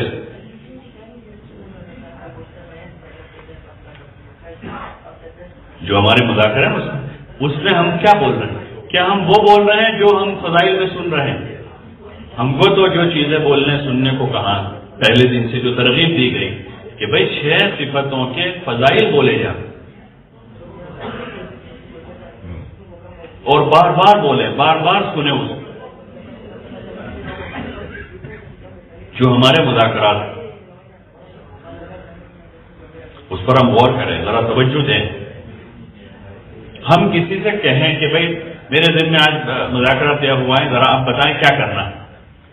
پھر ان سے ہم نے مذاکرہ کر لیا، اب ان سے ہم کہیں کہ ذرا میں بات کر لوں، آپ اچھی طرح سننا اور مجھے بعد میں بتانا کہ اسی طرح ہوا، کچھ غلط بھی ہوا ہے اس میں، تو کام کا صحیح رخ ہو جائے گا. ورنہ دھیرے دھیرے جو ہے ڈگر بدل جاتی ہے. اور یہاں سے آدمی تھوڑا سا ہٹائیں، آگے جا کے جیسے ابھی آج کل ہوتا ہے نا، لوکیشن میں تھوڑا سا چینج ہو جاتا ہے، کہاں چلا جاتا ہے وہ بتاتا ہے نا ان کو اس میں لوکیشن. تو بعض مرتبہ 2 راستے بالکل قریب کے یوں ہوتے ہیں. اب جانا تھا ادھر لیکن آدمی چڑھ گیا اس راستے پر، تو یہاں جا کر یوں ہو کے ادھر چلا گیا. تھوڑی سی مسٹیک ہوئی، کتنی 2-4 فٹ کا ہی فاصلہ تھا وہاں جہاں سے وہ مڑا تھا، وہاں کہ 2 فٹ ہی جاتا تو ادھر چلا جاتا صحیح راستے پر، 2 فٹ گیا تو ادھر چلا گیا. اس لیے لوگ بہت حساس رہتے، چوکنا رہتے. ڈرائیور کو بار بار لقمہ دیتے لیکن اس کو کبھی برا لگتا؟ ارے لگتا ہے برا؟ نہیں لگتا. اور اگر لگا تو اس کو احساس کرو کہ تم برابر کہہ رہے تھے، وہاں میری غلطی ہو رہی تھی. تو ایسے ہی جو ہے ہمارا یہ جو کام ہے اس میں آپس میں ہمیں اس کی ضرورت ہے کہ ہم کام کے بارے میں مذاکرہ کریں، بات کے بارے میں مذاکرہ ہو کہ بھائی ہم کیا کر رہے ہیں، یہ صحیح ہے غلط ہے. اور سیکھنے کے لیے ہو تو پھر مباحثے کی شکل نہیں ہوگی. سیکھنے کے لیے ہوگا تو بحث مباحثہ نہیں ہوگا کہ نہیں ہے جیسا میں نے ایسا سنا تھا، فلاں حضرت نے ایسا کہا تھا. اگر سیکھنے کے لیے ہوگا تو آدمی بحث نہیں کرے گا، قبول کرے گا نہیں بحث بات برابر. پھر بھی اگر سمجھ میں کہ دونوں مل کر کسی اور تیسرے زیادہ جاننے والے سے پوچھ لیں گے اور ماننے کی نیت سے پوچھیں کہ بھائی ہم کو ماننا ہے، منوانا نہیں ہے کہ ماننا ہے، صحیح چیز کو قبول کرنا ہے. آدمی کے صحیح ہونے کی علامت یہ ہے کہ وہ صحیح چیز کو قبول کرے. تکبر اسی کو کہتے ہیں کہ آدمی جو ہے صحیح چیز کو قبول نہ کرے، وہی تکبر ہے. تکبر اچھے کپڑے پہننے کا نام تکبر نہیں ہے. کبر کیا ہے کہ آدمی حق کو قبول نہ کرے، یہ سب سے بڑا تکبر ہے. صحیح چیز کو آدمی قبول نہ کرے، یہ بڑائی آدمی کے اندر، میں کیوں قبول کروں. اس لیے ہم اپنے مذاکروں کا محاسبہ کریں گے اور آپس میں اس کے تعلیم و تعلم کا رواج قائم کریں گے کہ بھائی گشت میں کیا بات ہونی چاہیے. گشت کے بعد ہم مذاکرہ کر رہے ہیں تو کیا بات. تبلیغ میں فلسفے نہیں ہے، فضائل. ہر چیز کے منہ بھر کے فضائل ہی بولنے. جیسے تاجر آدمی فلسفے نہیں سمجھاتا، وہ فائدے بتاتا ہے. تاجر جو ہے نا سیدھی سے زبان میں آنے والے گاہک کا چہرہ پڑھ لیتا ہے کہ کون سی زبان سمجھے گا، اور پھر اس کو فائدہ اس کی زبان میں بتائے گا کہ یہ فائدہ اس کا ہے، اور اتنا فائدہ بتا دے گا کہ سامنے والے آدمی کو ضرورت نہیں پھر بھی لے کے جاتا ہے. ہاں، لوگوں کی نفسیات کو پہچانتے ہو، لوگوں کی نفسیات کو پہچانتے. اس لیے جو جس علاقے میں جو ہے، جس علاقے میں جس نوعیت کے لوگ رہتے ہیں، اس نوعیت کے اس چیز کو پیش کرتے ہیں، ان کو اس حساب سے فائدہ بتاتے ہیں. اس لیے فضائل کے راستے سے ہمارا کام، اور یہی چیز ہے. پہلے ہی دن سے جب کوئی آدھا گھنٹہ نہیں دیتا تھا تبلیغ میں، تب بھی فضائل تھے، اور وہی فضائل کے ذریعے سے لوگ 4-4 مہینے اور ملکوں کے سفر کر رہے ہیں. آسانی سے لوگ چل پڑے. لیکن یہ ہے کہ روزانہ لوگوں کے پاس جایا جائے. ہماری مسجد کی جماعت کی سطح سے ہمارے کام کا نظام بنے، مسجد کی جماعت کی سطح سے. اور ہر مسجد وار جماعت، اگر 2 آدمی بھی فعال ہو رہے ہیں تو یہ 2 آدمی ہوتا ہے. ویسے شکایت باکس رکھتے ہیں، نوٹس بورڈ لگاتے ہیں، سب کرتے ہیں نا اداروں میں سے. تو تبلیغ میں شکایت کا کوئی باڈی نہیں ہے یہاں کہ جہاں شکایت دیکھی جائے. یہاں تو فضائل، اور شکایت کا موقع ہے تو کہاں شکایت کریں؟ رات کی تنہائیوں میں اللہ سے آدمی کہے کہ اللہ ہمارا یہ مسئلہ ہے. ہمارے ساتھیوں کو تو سمجھا دے. ساتھیوں کا دل تیرے ہاتھ میں، ساتھیوں کا دل کس کے ہاتھ میں؟ اللہ کے ہاتھ میں. اور جو کہاں سے وہ مسئلہ حل ہوگا تبھی حل ہوگا. تو اس لیے ہم کیوں کام کا پریشان ہوں؟ اور سب کی اصلاح کرنے کی ذمہ داری بھی اللہ نے ہمیں نہیں دی ہے. دی ہم کو ذمہ داری کہ ہم کو سب کی اصلاح کی ذمہ داری بھی نہیں دی کہ ہم سب کی اصلاح کریں. اصلاح تو اللہ کرتا ہے. کون کرتا ہے؟ ہم کو کام کرنے کو کہا کہ ہم کام کریں. مولانا یوسف صاحب رحمۃ اللہ علیہ فرماتے تھے کہ ہر صالح مصلح نہیں ہوتا. ہر صالح یعنی ایک آدمی خود تو بہت دیندار ہے، بہت نیک، نماز پڑھتا ہے، روزے رکھتا ہے، ذکر کرتا ہے، دعا مانگتا ہے، صالح، لیکن اس کے اندر اصلاح کی صلاحیت نہیں. جیسے ہر تندرست ڈاکٹر ہوتا ہے، بستی میں 50 تندرست ہے لیکن سب ڈاکٹر ہوتے ہیں. کچھ لوگوں میں کوئی 1-2 ڈاکٹر ہوتے ہیں، 5-10 ڈاکٹر ہوتے ہیں جو علاج کرتے ہیں لوگوں کا. ہمارا تو کام ہے خود اپنی اصلاح کرنے کا اور دوسروں کے لیے خیر خواہی کرنے کا. اصلاح نفوسنا والنصیحۃ لاخواننا، کہ اپنی اصلاح اور اپنے بھائیوں کو نصیحت. اور نصیحت کا کیا طریقہ ہے؟ نصیحت کا کیا طریقہ؟ خیر خواہی کے ساتھ نصیحت، جو مومن کی صفت ہے کہ مومن خیر خواہ ہوتا ہے. خیر خواہی کے ساتھ، جیسے آدمی اپنے بچوں کے لیے خیر خواہ ہوتا ہے، اپنی اولاد کے حق میں خیر خواہ ہوتا ہے، تو ان کے عیوب کو آدمی فاش نہیں کرتا، ان کے بلکہ پردہ ہی ڈالتا ہے. ایک آدمی آیا، بھائی تمہارا بچہ فلاں جگہ، نانا اپنا چھوکرو تو گھر جاتا ہوں انہیں جو ہے. پھر دوسرا کیا نہ ہوئے مارو چھوکرو ہوئے تھا، میرا بیٹا نہیں ہو سکتا. 10 آدمی اس کو پتا نہیں لیکن پھر بھی مانے گا نہیں، کیونکہ بچے کا راز فاش ہو رہا ہے. ایسے ہر ایمان والا جو ہے نا، ہر ایمان والا، جیسے ہمارا اس لڑکے کے ساتھ اولاد کا تعلق ہے، ایسے ہر مومن کا اللہ کے ساتھ بندہ ہونے کا تعلق ہے. اور ہر ایمان والے کا حضور کے ساتھ امتی ہونے کا تعلق ہے. جیسے حضور صلی اللہ علیہ وسلم اور آپ کے گھرانے کی ہم عزت کرتے ہیں، آپ کے گھرانے اہل بیت کی اس وجہ سے عزت کرتے ہیں کہ ان کا تعلق حضور صلی اللہ علیہ وسلم کے ساتھ، جو آپ کے گھرانے کے لوگ ہیں ان سے محبت کرتے ہیں. وہ ایک بڑی نسبت ہے، بہت زیادہ محبت، اور وہ ہمارے ایمان کا حصہ ہے. ایسے ہی ہر ایمان والے کا حضور صلی اللہ علیہ وسلم کے ساتھ امتی ہونے کا تعلق ہے. وہ تعلق بڑا ہے، اہل بیت ہونے کا بہت بڑا تعلق. ایک ادنا تعلق یہ بھی ہے امتی ہونے کا، تو ہم امتی ہونے کے تعلق سے ایک ایک کی عزت کریں گے. کسی کا راز فاش نہیں کریں گے، کسی کی غیبت نہیں کر سکتے، اور نصیحت میں ہم کسی کا ٹھٹھا نہیں کر سکتے،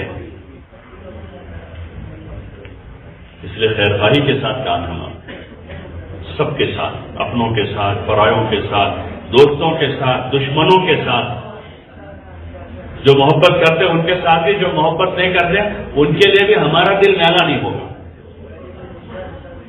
جو ہم سے محبت نہیں کرتے ان سے بھی دل میلا نہیں ہوگا۔ پیچھے جائے کہ ہمارا دل ان سے میلا ہو جن کے ساتھ ہم کام کرتے ہیں۔ جو محبت نہیں کرتے ہیں، دور رہتے ہیں، بھاگتے ہیں، ان سے بھی ہمارا تو دل میلا نہیں ہوگا۔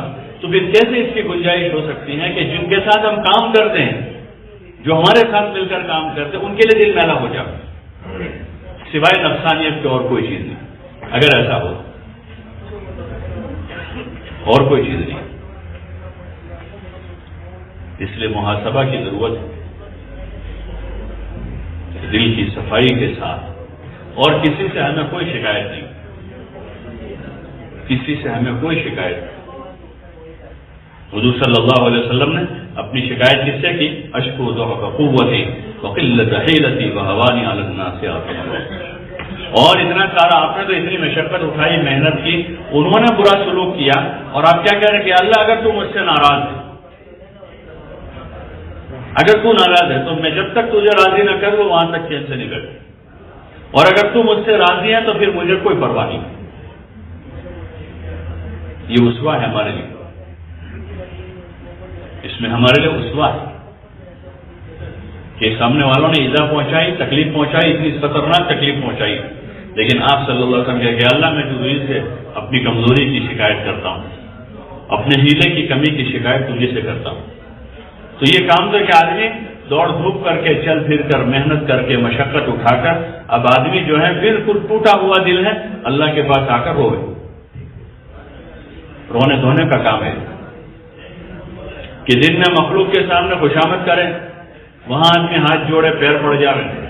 یہ اسلوب ہے تبلیغ کا، اسلوب ہے نا، جیسا میں نے عرض کیا تجارت کا اسلوب ہے، اسی اسلوب سے وہ چلتی ہے، اور ایک مزاج ہے اس کا۔ تبلیغ کا اسلوب کیا ہے کہ متواضعانہ انداز میں لوگوں کی خوشامد کرنا، اور پھر اللہ کے سامنے آ کر رونا، اور کسی کی کوئی شکایت کسی سے نہیں،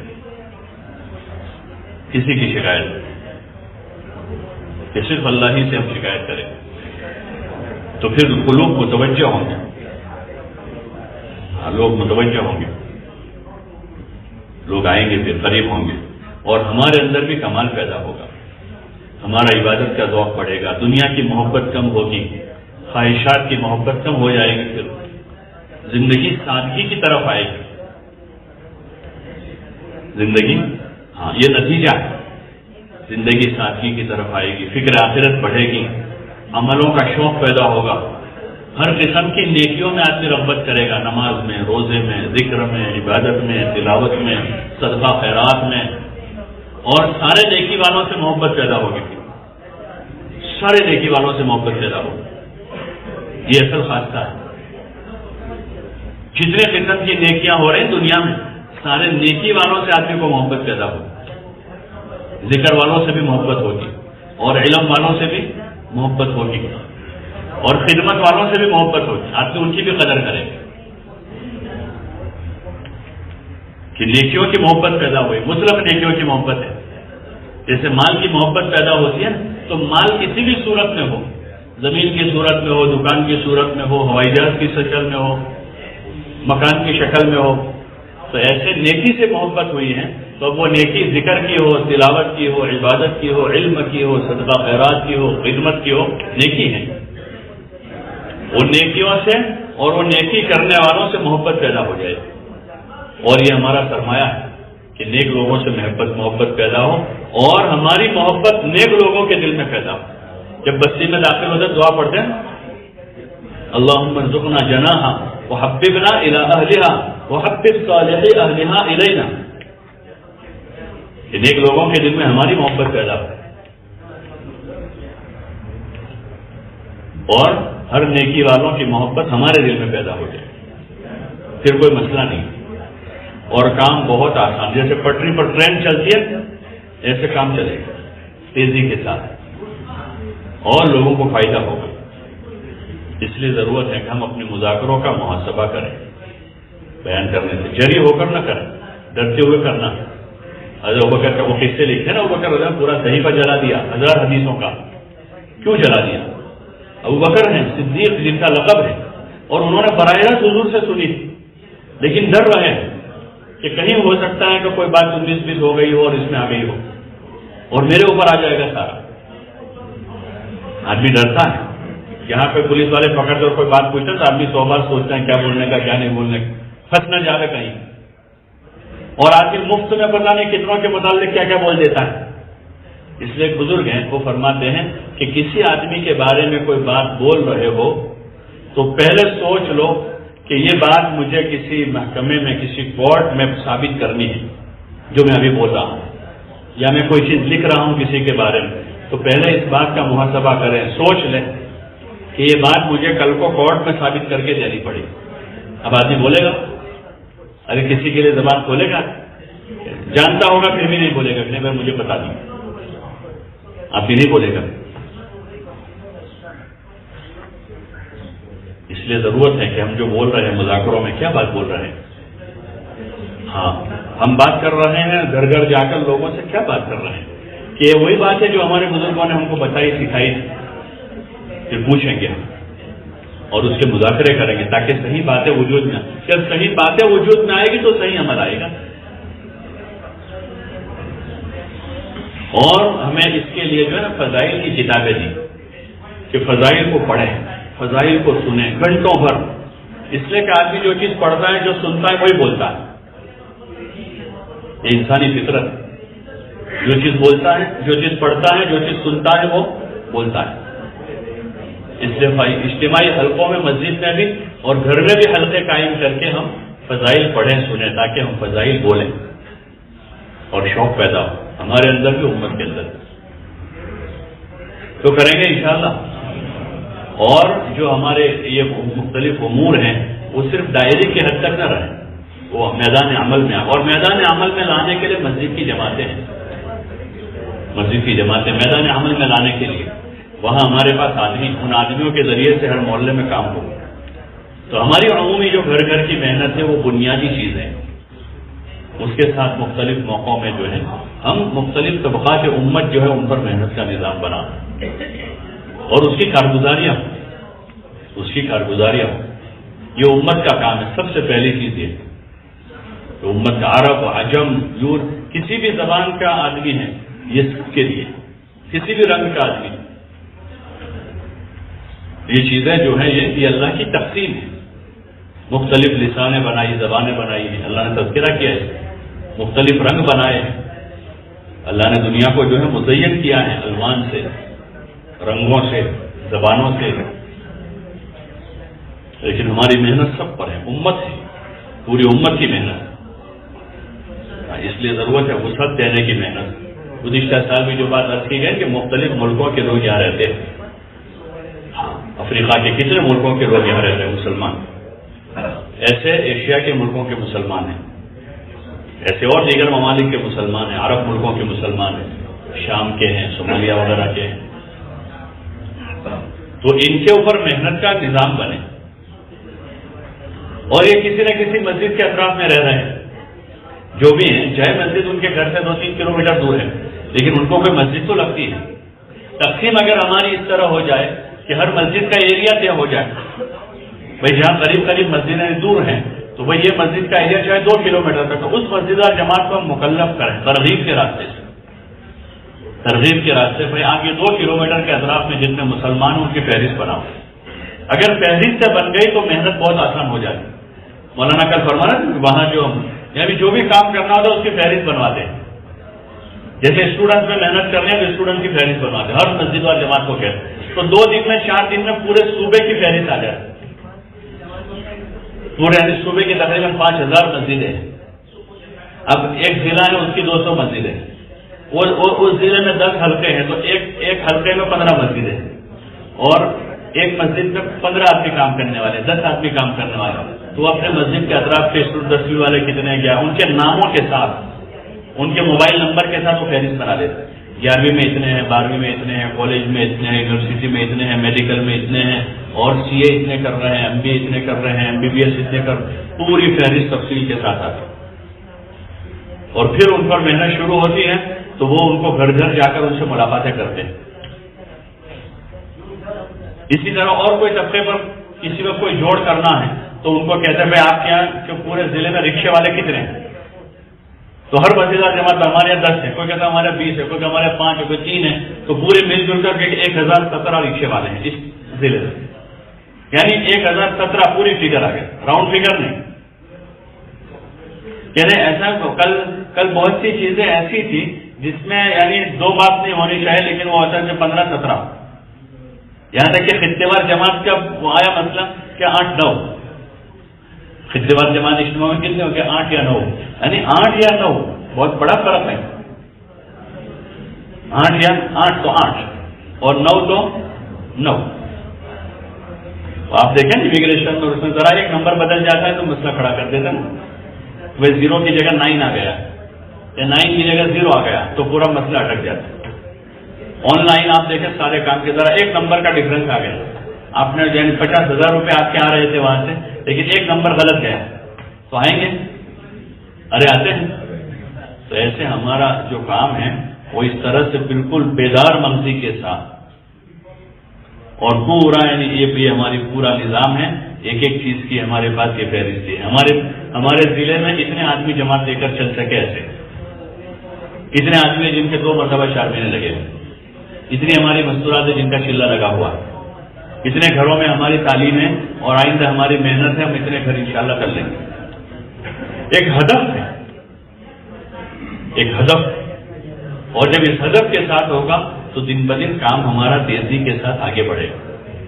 اس لیے اہداف ہمارے طے و مشوروں اور جو ذمہ دار یعنی یہاں جمع ہوتے ملکی سطح سے وہ تو وفد بن کے آتے ہیں. آپ کے کندھوں پر کام وہاں جا رہا ہے.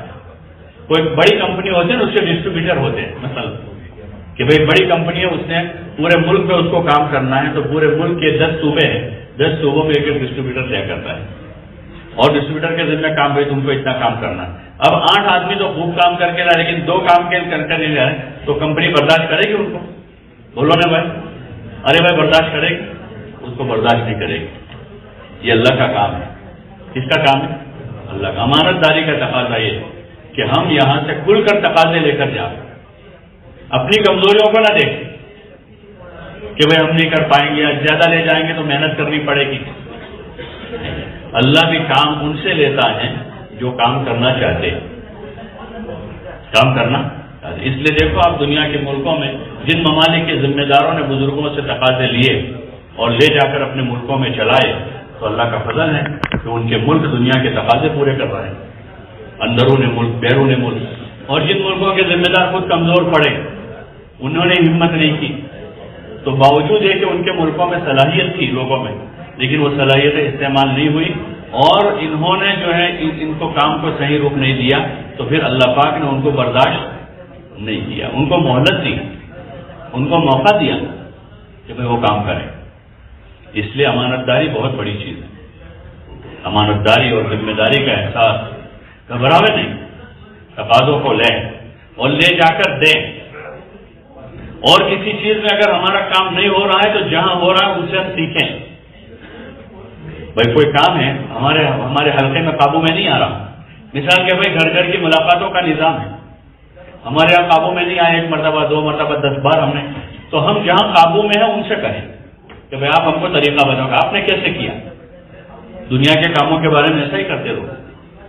ان سے کہیں کہ کوئی ایسی جماعت آپ کے یہاں بنے تو آپ ہمارے یہاں بھیجو اور کھلے دل سے ان کا استقبال کریں کہ بھائی دیکھو یہ جماعت آئی ہے، اپنے ساتھیوں کو متوجہ کریں، ان کے علاقے میں کام اچھا ہے، ان کی جماعتیں اچھی بنتی ہیں، ہم ان سے فائدہ اٹھائیں گے، ہم ان سے فائدہ اٹھائیں. ملکوں کی جماعتیں آتی ہیں تو روٹین کے طور پر ان کو نہ چلا دیں. ذمہ داروں سے بھی ہماری گزارش ہے، لوساکا والوں سے بھی، ملکوں سے بھی جو جماعتیں ہمارے یہاں بقول حضرت مولانا ابراہیم صاحب دامت برکاتہ کہ جماعتوں کو سونگیں، جماعتوں کو کہ ان کی کیا نوعیت معلوم کریں، بھائی اس میں کس نوعیت کے لوگ، تاجر لوگ ہیں، ملازم لوگ ہیں، کس نوعیت کے لوگ، مقامی طور پر ان کی علاقوں میں کیسا کام ہے. مضبوط جماعت ہے. اب اس طرح کا نظام بنا، خالی سہولتیں نہ دیکھیں یا کوئی ایک چیز ذہن میں رکھ کر کے، مثال کے طور پر ایک جماعت ہے جس کو یہاں سے کام کرتے کرتے زمبابوے جانا ہے، اس کو زمبابوے جانا ہے تو اب ہم نے یہ سوچا کہ اس کو زمبابوے جانا ہے تو اس کو زمبابوے کا روٹ دے دو یہاں سے. حالانکہ جماعت کی صلاحیت یہ تھی کہ اس جماعت کو ہم اگر انڈولا میں چلاتے تو زیادہ کم ہے ہو سکتا ہے ایسا مثال کے طور پر، لیکن ہم نے اس لیے اس کو یہاں چلایا کہ اس کو زمبابوے جانا ہے. بات سمجھ میں آ رہی؟ ایک ہی وجہ ہے صرف اس کی ہے.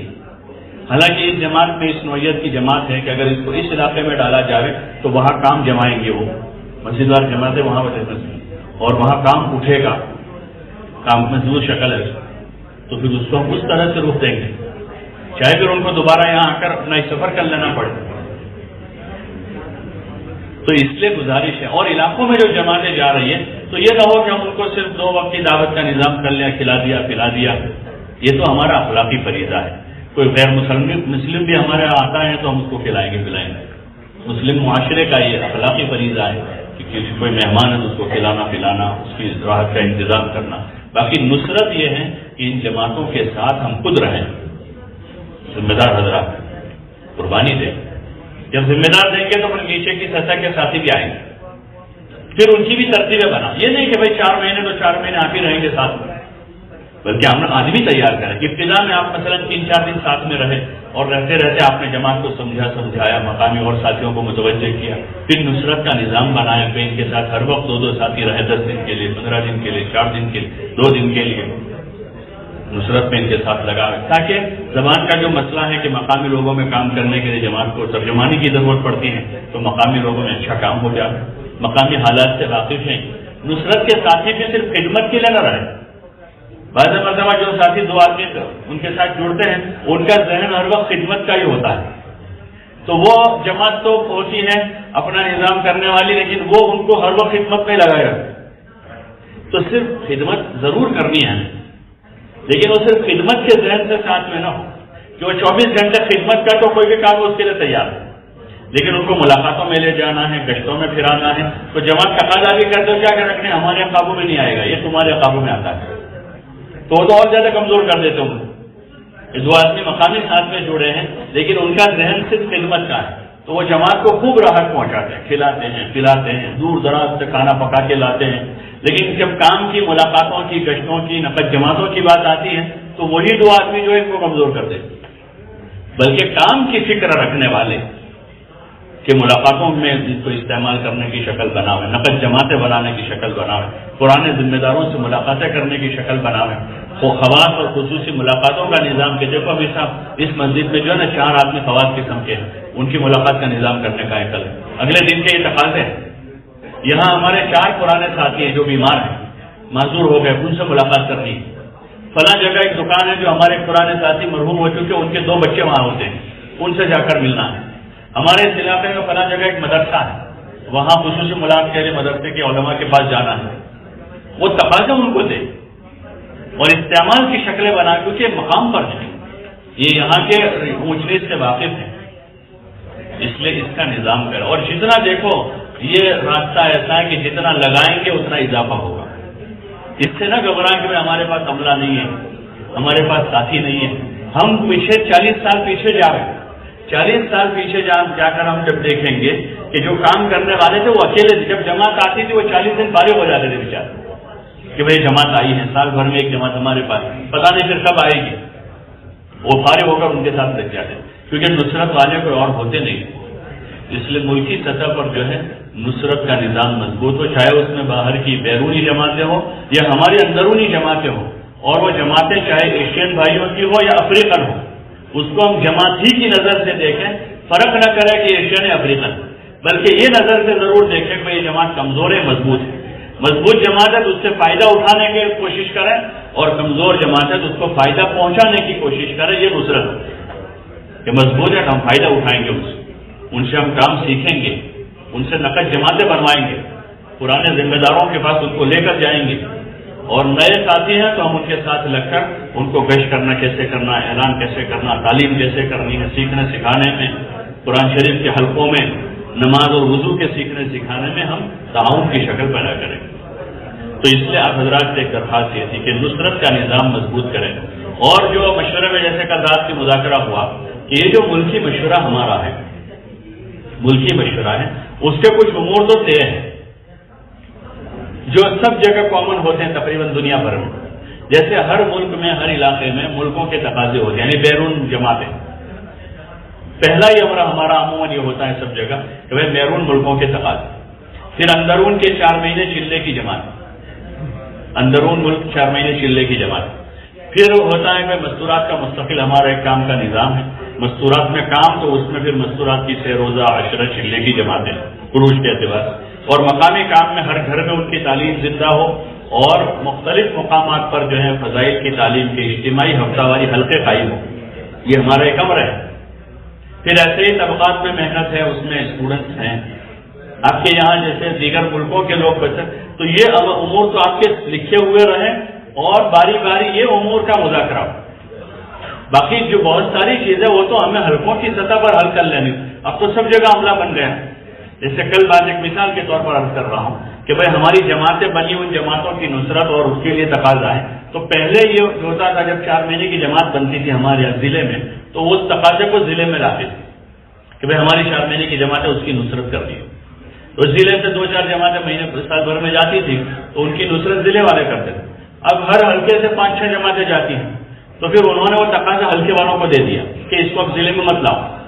جماعتوں کی نصرت ہے تو حلقے والے اس کو، تو پہلے ادھر میں کون کرے گا، کون جائے گا، اس کے لیے تو ایسے آدمی چاہیے، اس کے لیے تو امیر صاحب جانے چاہتے. لیکن جب وہ تقاضا بڑھائیں تو اس کے لیے تو سب حلقوں میں ایسے آدمی جو کر سکتے ہیں. تو ایسے جو جزوی تقاضے ہیں وہ تو ہم اپنے اپنے علاقائی حلقے کے مشوروں میں اس کو حل کر لیں، تاکہ ہمارے پاس اوپر اور آگے کے کام کی شکلوں کو سوچنے کا موقع رہے یہاں. پھر اس میں کوئی وقتی جیسے اجتماع ہیں تو وہ اجتماع کا تقاضا ہے کہ ہمارا ملکی اجتماع آنے والا ہے اگلے 3 مہینے کے بعد ہمارا جو ہو، اس دوران میں ہمارا ملکی اجتماع ہے،